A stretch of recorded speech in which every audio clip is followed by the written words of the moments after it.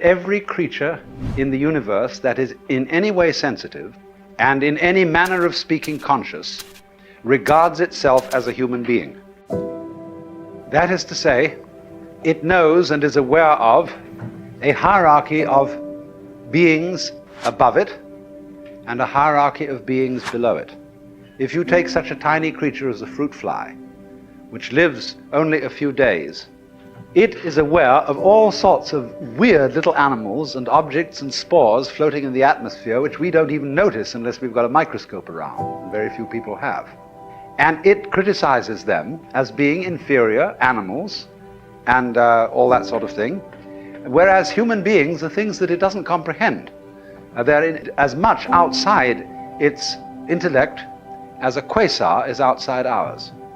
And we see these far-off objects floating in the heavens, and we have only the vaguest idea of what they may be. But there is, I think, a fundamental principle that everybody must understand in order to know what is the meaning of the Tao, or the Chinese sense of the course of nature, and that is the principle of relativity. That is to say that wherever you are, and whoever you are, and whatever you are, you're in the middle. You know, pig in the middle. That's the game. And you see, just in the same way as when you stand, say, on the deck of a ship, and you can see a horizon all around you to exactly the same distance. You're in the center of a circle, because your senses extend a certain direction, in all directions, and therefore give you the impression of being in the middle. Now, everything in the world feels like that. And also it has its own kind, which look natural to it. The sensation of a certain tension which constitutes the feeling of I-ness, of there-ness, of being here. Because after all, every creature is a particular form. Everything is individual. Not only you as a total organism standing here, but all the component cells of your body, each one of them has some sort of a feeling of its own. And it is individual. You can look at a microscope at the right level of magnification, and you can see that thing there with its own little life. And if you examine the stream of your blood, you'll find it full of all kinds of organisms that are having all sorts of conspiracies and games and plots and eating each other and doing these things that like we do. Only we realize that we wouldn't be healthy as a total organism unless there were all these wars and fights and plots and politics going on between the various cells in our blood. Each one of us retains a peculiar individuality. Almost in the same way as nothing could be more unlike a stomach than a heart, and nothing could be more unlike a kidney than a pituitary gland. You see, there's a lot of differentiation inside the body, despite the fact that it is an organism functioning altogether. There is then this sensation of practically every living being of constituting a center of tension and of resistance. That is to say, of being a little bit blocked, or shall I say, of being in the way, being in one's own way. Imagine the opposite. Let us suppose, for example, that you got up in the morning with a feeling of total transparency. There's no resistance in your organism to the external world. You just float through it. You're part of it, it's part of you. And just in the same way, for example, that when you see, if you see well, you aren't aware of your eyes. But if there's something wrong with your eyes, and you see spots in front of you, then you are looking at your eyes, and your eyes are getting in your own way. So the Taoist sage Zhuangzi says that when clothes fit well, you are not aware of them. When your girdle or belt fits properly, you are not aware of it. Good shoes you're unconscious of. And so in exactly the same way, the perfect form of man is unaware of himself, because he doesn't get in his own way. He is thus, in this sense, completely transparent.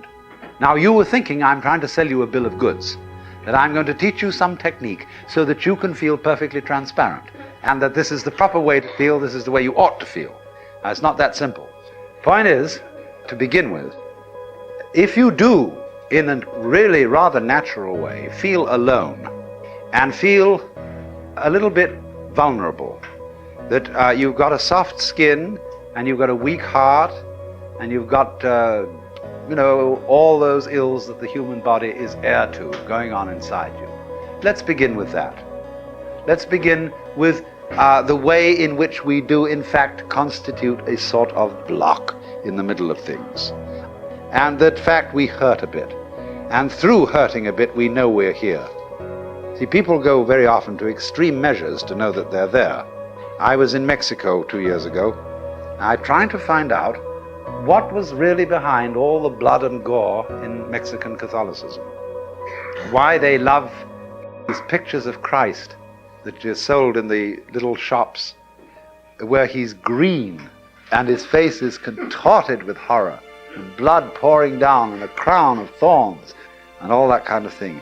And then at Guadalupe, these girls kneeling, walking for a mile right down the avenue to the altar in that thing. What is it all about?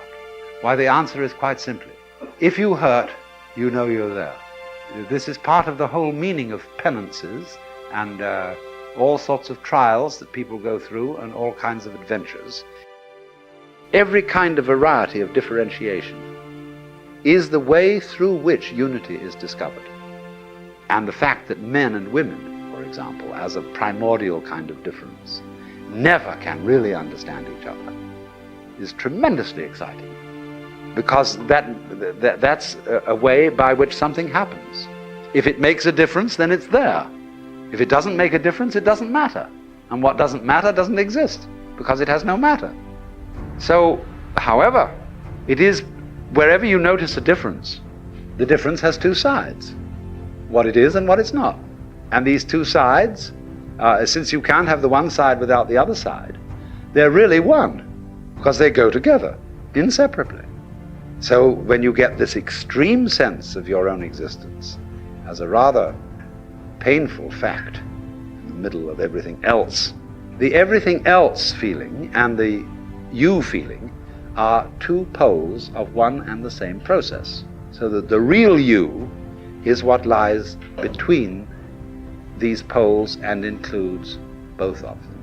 Now, this is the fundamental principle of the whole way in which ancient Chinese thought developed. The philosophy of the yang and the yin. The universe is the interplay of difference, and the primordial difference is between up and down, back and front, black and white, is and isn't, male and female, positive and negative. So the word yang in Chinese means the south side of a mountain, which is the sunny side. The word yin refers to the north side of the mountain, which is the shady side. Did you ever see a south-sided mountain only with no north side? Or it may also, yang may refer to the north bank of a river, which gets the sun, and yin to the south bank of the river, which gets the shade. And so you will remember this great symbol, and one half, of course, is colored dark, as it were two fishes interlocked, and they are chasing each other. Just like if I want to see the back of my head, I can go round and round and I can chase it, but I never quite catch up with it. But that's what makes everything work.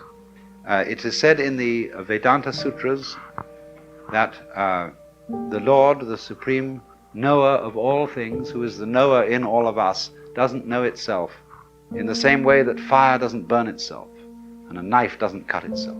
So nothing to God, even, you see, would be more mysterious than God.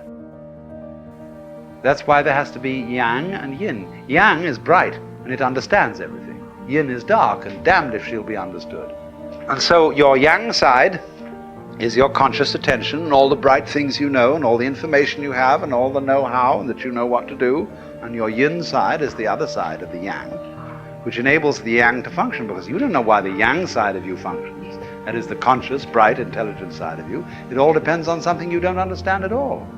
Because if it didn't, it wouldn't be there. Just like you wouldn't be here unless there was something else. Now therefore, by a little extension of the imagination, you can very well see that if all those bones and subtleties inside you feel other than your conscious ego, but nevertheless are one with it, the same argument will go for all the other things going on around you. The sun shining, the stars twinkling, the wind blowing, and the great ocean, restlessly pounding against these cliffs, that's you too. You don't control it, of course, because there has to be something about you don't control, or you wouldn't be you. I see that all that is less than elementary relativity.